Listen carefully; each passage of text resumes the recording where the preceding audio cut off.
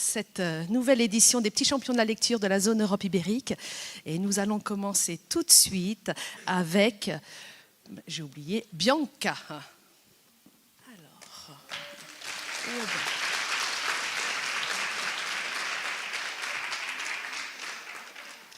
Bianca qui nous vient de Saint-Louis-des-Français, donc un lycée français juste à côté de Madrid, à Pozuelo. Bonjour Bianca.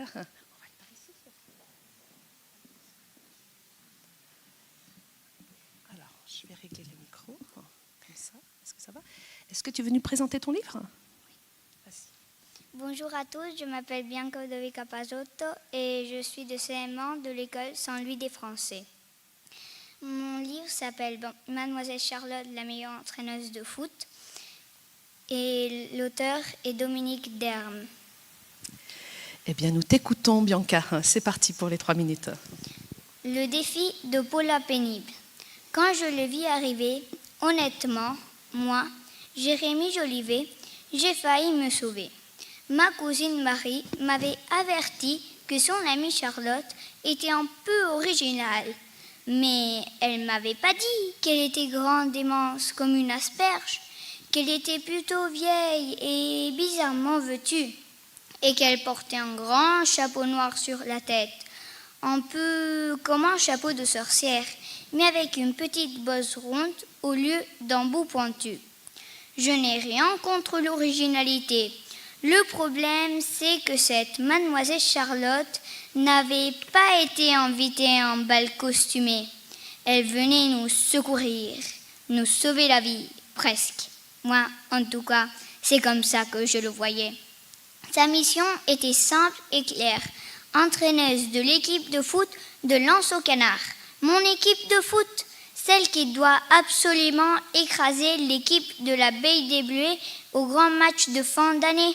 Et quand je dis absolument, je n'exagère pas. C'est d'ailleurs ça le problème. Je m'explique. Notre directrice, Paulette Pénible, est la sœur jumelle de Paula Pénible, la directrice de l'école de la Baie des Bleuets. Les deux directrices sont comme chien et chat depuis la maternelle, ou presque. Elles se disputent encore sur tout. Cette fois, chacune veut que son école porte le nom de Tony Briand, la star internationale de foot. Tony Briand habite maintenant en Angleterre, mais il est né à mi-chemin entre Lens au Canard et la Baie des Bleuets. Nous, franchement, on s'en fiche royalement. Le nom de notre école ne change pas grand-chose à nos vies, mais on est quand même dans un affreux pétrin. Il y a quelques semaines, Paula Pénible a lancé un défi à sa sœur Paulette, notre directrice. L'école qui remportera le grand match de foot de fin d'année deviendra l'école Tony Briand. Depuis tous les matins, à 8h38, Paulette Pénible hurle à l'interphone. Victoire! Victoire! Tout ce qui compte, c'est de gagner. Quand j'entends ça, j'ai des nœuds dans l'estomac.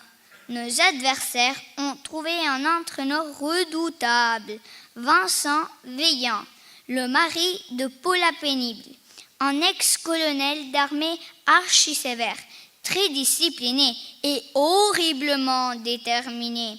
Il est prêt à tout pour gagner. En apprenant la nouvelle, notre entraîneur Bob Bibou a démissionné et personne ne le veut remplacer. Tout le monde trouve bien trop effrayant de se mesurer à Vincent Veillant. Le jour où notre entraîneur nous a laissé tomber, j'ai téléphoné à ma cousine Marie. J'avais besoin de quelqu'un à qui me confier. Marie m'a encore parlé de cette mademoiselle Charlotte qui a changé sa vie. Et c'est là que nous avons élaboré un plan. Un grand merci, Bianca. Oh. On peut vraiment applaudir Bianca qui a ouvert cette édition. Hein, c'était pas facile. Merci beaucoup, Bianca. Ça va mieux? Allez. Bravo. Tu fais attention dans les escaliers. Alors, on va accueillir Léo de Saint-Louis-des-Français aussi. Et j'en profite pour remercier la classe qui est parmi nous aujourd'hui, donc de Saint-Louis des Français, et en même temps les classes du lycée français de Madrid qui nous accompagnent aujourd'hui dans cet amphithéâtre. Bonjour Léo. Je te laisse avancer. On va faire un petit réglage. Dis-moi si ça va comme ça. Impeccable. Tu nous présentes ton livre ? Oui. Bonjour, je m'appelle Léo, je vais à l'école Saint-Louis des Français et je vais vous présenter La soupe de poisson rouge. Ça parle de 6 enfants plus turbulents que les uns que les autres qui font tout le temps des bêtises. Eh bien, on a hâte de t'écouter. Merci Léo, on t'écoute. En fait, Madame Schwarzenbaum ne zozote pas. Elle est sourde comme un pot. Malgré les protestations de maman, on est tous entrés en file indienne, ravis d'échapper au BN Nature tout sec qu'elle achète en paquet familial pour le goûter. Dans le salon, il y avait un cocon en bois, des petits napperons partout, des photos dans des cadres. On s'est assis autour de la table en se tortillant à cause des coussins tricotés qui nous grattaient les fesses. Et Madame Schwarzenbaum a filé à la cuisine. « Tu crois qu'on peut lui demander d'allumer la télé ?» a tenté Jean A en louchant d'envie vers le gros poste qui trônait dans un coin. « C'est juste l'heure de rintintin. » Le premier qui parle de télé sera de corvée de vaisselle jusqu'à sa majorité, a prévenu maman. Ça nous a un peu refroidi, surtout que Madame Schwarzenbaum revenait avec le goûter. On a vite regretté les BN Nature de maman. Madame Schwarzenbaum est alsacienne et elle avait préparé une spécialité régionale.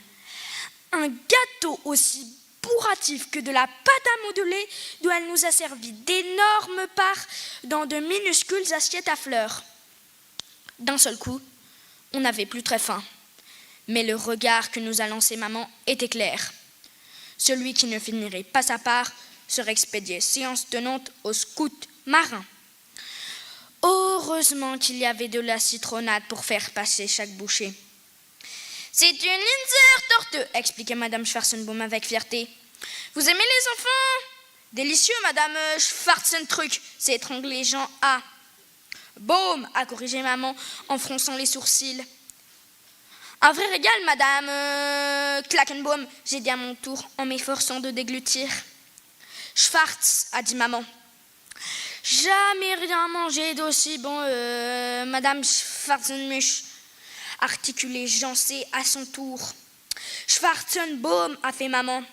« J'adore, Madame Grünzenbaum !» a zozoté Jean E. en projectant à chaque syllabe des miettes de Linzer torteux à travers la table.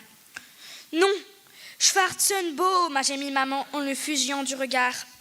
« Délicieux, Madame Schwarzenglobe !» l'a félicité Jean D. avant de cracher discrètement sa dernière bouchée dans son mouchoir.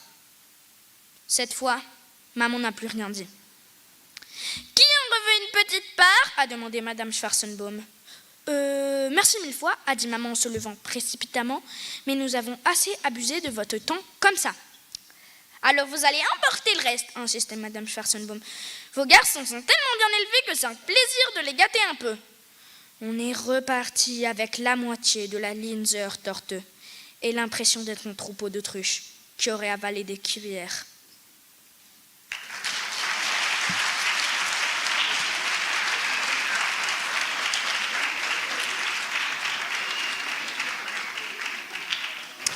Alors, nous accueillons Gabriel du lycée français de Madrid.